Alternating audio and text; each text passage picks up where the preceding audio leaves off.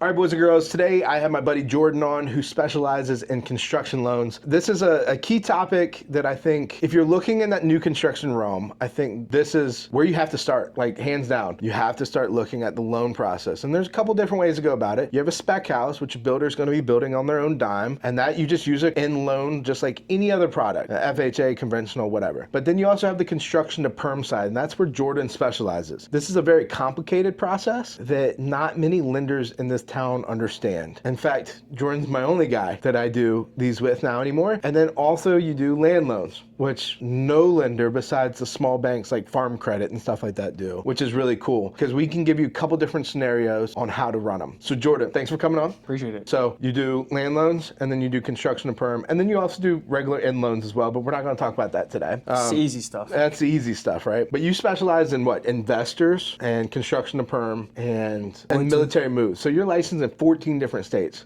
Yeah. Can you tell everybody where those states are real quick? Yeah, the easiest way to describe it is pretty much from Michigan down to Florida, aside from Georgia. There's quirky laws there, and that's why. And then also Texas to help, like you said, military folks when they're relocating, people that are looking to build. With, a lot of people go to Texas. Yeah, there's a lot of military bases. I mean, a lot of building there specifically. It was always a reason. I don't just get licensed in a state just to get licensed, right? There's got to be a good reason there. Not just one loan. I'm not going to get licensed there for one loan. But if there's consistent business there, then... So Jordan, you've been in business since what, 2018? Yeah, 2018. But you've been around this business your whole life, just like me. Yep, I grew up in it, and like I said, I can remember, being at open houses as a kid, walking job sites. I mean, my entire life. It's in my blood. Yeah, absolutely. My stepdad was a builder. My dad's in construction, commercial construction. My mom's obviously a broker. So we've been around houses in the real estate industry forever, as far as we can remember. So, and also a young guy, and that's why I like partnering with him because we're gonna have a long business together, right? Yeah. Long career together. So let's lay out the two different scenarios, whether we're gonna go land loan or construction to perm, and why we would do one or the other. Yeah, so a land loan, you're gonna go with a land loan if you're not sure what you're gonna, and you need some time, right? So you need some time to determine what you're gonna build, even maybe who you're gonna build with. But the construction loan is more so for the folks who already either own their lot or they're looking to buy the lot. They've already got the builder, the plans, the specifications, everything they want to do in that house. They got that drilled down. Because when, buying it with the construction loan, then the appraiser has to be able to appraise it based off of, as if that home were already completed on that specific lot versus everything around it, right? To come to a value of what it's worth. Yeah, that's called a blueprint appraisal. And that's where, they're appraising it off the blueprint of the property and then also the property itself. So you have everything lined up. You have your builder, you have your plans done, you have your finishes kind of picked out. You have everything priced out, at least base price to kind of understand what that property is going to cost, and then you go hunting your property. So let's say the house is $400,000 for the build, and your loan you want to keep around $500. Now we know we have about $100,000 to buy that lot, and then also put, say, septic and well on it, and clearing and whatever else goes with the lot. So you have to have all your ducks in the row, and I really mean this. When me and my wife built a house, we did the construction of perm. We already owned the lot. I knew it was for sure going to be my forever lot, something I couldn't change. But yeah, it was a 2-year process. Yeah. From time to like really start the construction problem to like finished. The build was 8 months, the whole 9 yards. Designer, the architect, the whole 9 yards. So just to recap, if you want to build a house and you already have all those factors in, do the construction perm because that's probably going to be the cheaper route, right? Definitely. It's definitely going to be cheaper on your interest rates, your fees, your costs, all the above. Because land loans are a little bit higher. And if you stick around, we'll talk about more of the fees at the end of this, okay? But for now, we're just kind of talking about the process. But if you don't have everything in row and you find, again, one of those variables you can't change, which is the lot, and you love the lot, just go ahead and get the land loan, get it wrapped up, and be done with. Yeah, get it tied down because they're not making any more dirt. Right. So you can always get the same house in multiple locations, as long as you're willing to pay what it costs. But the lot, once it's gone, it's gone. It's gone, unless you beg the person to pay more, of course. So. Everything's for sale at the right price. Right, so let's talk about a little bit of the process of the construction to perm. So just for everybody reference, there's 2 sections when we're talking about construction to perm. Perm meaning permanent, and then construction phase. So the construction phase, you actually summed it up really well. Yeah, so really when you break down a construction loan in the construction phase, all you're doing is tacking on a line of credit. A line of credit. In the front end, to get you to that end product of what you want. Because everybody's goal is really that house and the completed house, right? So if you were buying it and that home were already completed, you would use an end loan or a traditional purchase that everybody's used to hearing about, and that's the easy stuff, right? But it's more difficult and has more intricacies to get you from point A to point B. And so that's where we come in and help you figure out, okay, with all these moving pieces, because everybody everybody's got different moving pieces, right? And everybody has something that they're concerned about, whether it be, I don't have perfect credit, I don't have enough money, I already own another house. There's always something at play. But that's really where we come in and dial in and see, okay, where are you at? And dive into all those specifics. All right, how do we get you to where you want to be? Yeah. Just to like touch on that, we have a guy right now who's building a construction down in a county south of us. And really, I mean, you started working with us probably a year before it ever happened. Yeah. I mean, we were talking about buying the property and how's the best way to buy it, home equity lines and so on. Several families and it was involved. a couple different families, a family subdivision we had to get through. So you really took that and helped us way more than just the end product of the loan. Exactly. Which most lenders are going to be doing. All right, so let's get into the process. So we've talked kind of what the construction looks like, but moving forward, how does that construction phase lay out? Yeah, so first step, like we talked about, construction lender who specializes in it, because you need to talk about the process, get educated on it, understand what it's going to entail, what it's going to look like for you, because everybody's going to have different payments, all the above. And then the next step really is we're going to go through all that together and then get it lined up. Once you've found your lot, or if you already own your lot, then you're going to move on to the builder, right, and start planning all that stuff out. So what plans do you want, how much square footage, bedrooms, bathrooms, all that good stuff, and then what actually is going in the house. And then after that, so we're going to go to closing. The builder says it's going to cost $500. Your appraisal says, yep, it's going to be about $500. We go to closing for $500. Yeah, once you have the contract, we're going to get it appraised. Then we're going to go to closing, where you're actually going to open that line of credit. Right. And so as the builder, once you close, then you have that line of credit that is actually opened and closed, which is your construction loan. Then the builder's actually going to start, I always use the phrase, putting a shovel in the ground, right? But they don't use shovels anymore. It's heavy machinery, right? Big machine. People understand what I'm talking about when I say that. They're going to start digging. They're going to start doing stuff, digging your basement if you have one, all that good stuff. So as the builder is completing work, a few things are done. One is going to be an inspection that we have, in addition to what the county does. We have a third-party inspector that's going to go out there, make sure the Skipped right over draws, brother. Well, draws will come. The first draw, okay, I'll take a step back.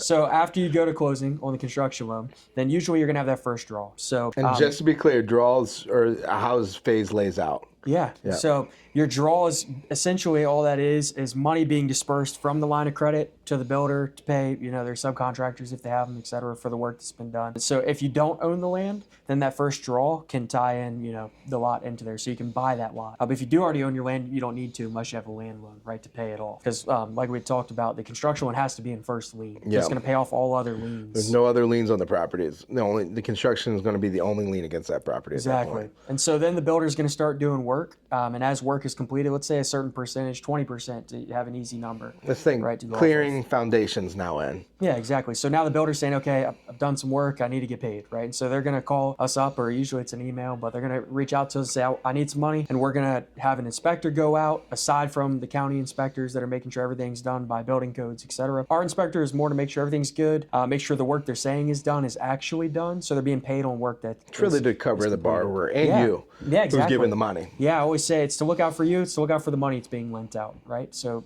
it's a two-pronged thing. And then also there's going to be what's called a title bring down, or a title update. And so it's just making sure the title company that you use is going to make sure there aren't any liens being filed. So all the subcontractors from the builder has been paid. No one's coming after your property. Yeah, you always hear about those horror stories about people that buy a house and then the subcontractors never got paid and stuff like that, way back in the day. And now you have all these liens against the property and the builder's left town. Yeah, take the money and run. As that's being done, the other step that's going to happen is you as the borrower, whether that's one or multiple borrowers, somebody has to bless it. So a lot of clients like that because they want to know when money's being spent out because, we'll touch on it more, the interest-only payments, but as more money's going out, your monthly bill that you're having to pay is increasing a little bit as well. Yeah. So they know the whole process because really the way we see it and the way we do it is the loan is to you, as far as the client. It's not to the builder, right? The builder you're hiring to provide a service to you on your lot. So how many draws is your average transaction? So you've explained how the draws work, and so there'll be a series of 6 to 8 of them? Yeah, usually you're going to see somewhere from 5 to 8. I mean, on your higher end custom homes, usually more because there's bigger price tags.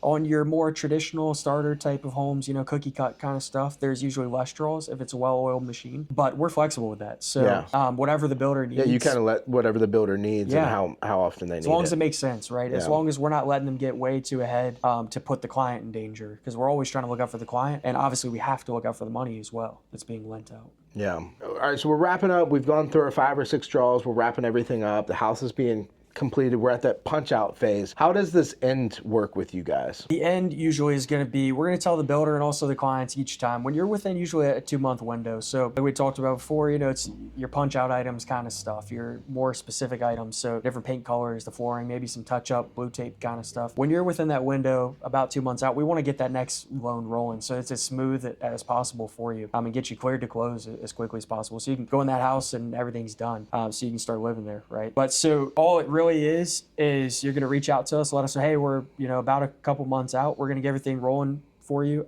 Some documents we can still use. Some we got to collect again, that expire, your pay stubs, bank statements, stuff like that. But we're going to start talking about more of the specifics that everybody cares about. So what's my rate going to be? It's the number one question, no matter what transaction everybody's got, right? What's it going to cost me?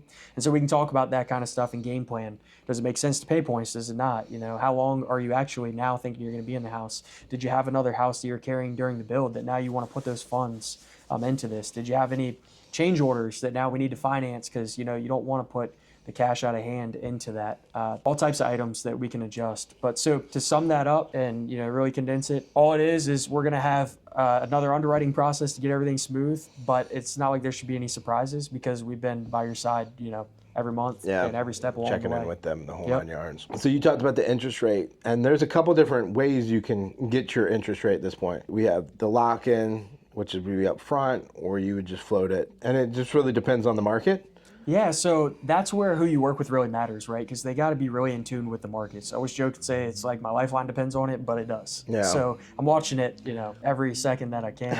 And we pay a lot of money to a lot of economists to get their opinions too, but nobody has a crystal ball, right? So that's why we got to weigh out risks and what your risk threshold is. So when we're talking through, should I lock or should I not? We're always talking about what would cause you to lose more sleep at night, your payment going up some, or missing out on a little bit of savings. Right? Yeah, you have two different options. During the construction phase, you have one option on that piece. It's going to be 5.99 currently. That's our fixed interest only. Which is great. Rate. Yeah, it's really aggressive for that. Most of the time, it's going to be much higher. Like on the land loans, like we were talking about, you're usually closer to double digits. Yeah. But even like home equity lines and stuff. Yeah. I'm really surprised. 5.99 is really super good. aggressive. I mean, the fact that the average loan or the average rate right now in the United States is 6. Yeah. I mean, you're just right there with them. Yeah. So we don't and we don't charge our fees twice, like we talked about. So we made this for the consumers to be the most aggressive we possibly can. Yeah. You got two options on, once you've closed that construction loan on your end loan for that interest rate, what you want to do. So most people are wanting to float. And so you can either float or you can lock in on an extended lock, which does have a fee associated with it. So that's most of the time why people want to float. But the other reason is right now with current market conditions, 99% of people, it seems like they think worst case scenario, things are going to stay around the same. Yeah. But a lot of people think things are going to get better. Yeah. And whether they think it for the right reason or the wrong, they're optimistic. And so that's what they want to do. So with us, you have the option. A lot of places you go, you don't have the option. They mandate you lock that in so that everybody's protected and we know what it's going to be. You guys give like the ultimate flexibility, I've realized. Yeah. I mean, not even only on the consumer side, but the builder side too. Yeah. I mean, you guys literally are just go with the flow, whatever it needs, as long as everybody's protected. We built this from scratch. So part of the reason, and I won't dive too deep into it, but part of the reason Scott and I went that we are at Fairway is we knew that we could have the best product, hands down. We built it not just for the consumers, not just for the builders, but really for the best for both. It gives the builders flexibility they need to offer the products they need. It gives the consumers flexibility they need to build the home they want, and while do it how keeping they them want to completely safe. Exactly. Yeah. While protecting them. All right, let's get into the money part. And that's what everybody's probably, really wanting to know. We're going land loan. What does that typically look like? We're talking about interest rates and down payments required. Yeah, down payment minimum on a land loan, you're 20%. 20%. Yeah, some cases up to 35%, depending on your credit, the lot size, all these Improvements. intricacies. Exactly. Like if there's driveways or septic and wells already on, that kind of stuff. Exactly, yeah. That's very specific because every land loan is a case-by-case scenario. Construction loans are too, but a little bit different guidelines on them. So as far as the rules, the risks, etc. Any minimums? As far as the loan size? Loan size minimums, no. Typically not. Usually it's not going to make sense if you're under 100 grand, but it all depends on specifics. What about if I want like a hunting property up in the mountains, like 40 grand? Can you do that? Essentially, depending on what it is. Like, so that's why they are case by case. 840 credit score, man. Yeah, so the biggest factor is that's what they want. They want good credit. They want a good down payment because they want to know the risk in there. And they can break even or get it back. Sorry. Way off topic, but something that's definitely heavy on my mind. That's the land loan side. Let's talk about the actual construction of perm, which is super cool. Yeah. You guys offer anywhere from zero, and I know that because we're doing one, to as much money as you want to put down, and all the different products in between. So what does that look like? Yeah, so you've got numerous options, and I'll kind of bullet point them real quick. So a 0% down option for a VA. So for eligible veterans, we got 0% down for USDA. So if it's in a more rural area, that's dictated by the government on that map, and also if you fit the income, the household limits on the income box. And the key word is household. You'll have to look this up. You're licensed in 14 different states. You won't know all of them. Every county is going to be a little bit different, or some counties will be grouped together. It's household income. So people get caught up on that. So anybody in the household over age of 18, that's the household income. Yeah, husband, wife, son or a daughter. Kids that are over 18 that are still working, time to kick them out. So the other options we have to go back into it are you can go with a 3.5% down FHA or 5% down conventional. And then conventional is, again, as heavy as you want to put. If you want to put 20, 30, 40% down, you can. Yeah, on any of them, really, just to be, clear and transparent on that. On any of the loan programs, if you want to put, you don't have to go with a 0% down. Say you have a certain amount of money or a certain percentage you want to put into the loan, you can do that. Yeah, same with the VA, which would be your best option, right? Yeah. If you're eligible, of course.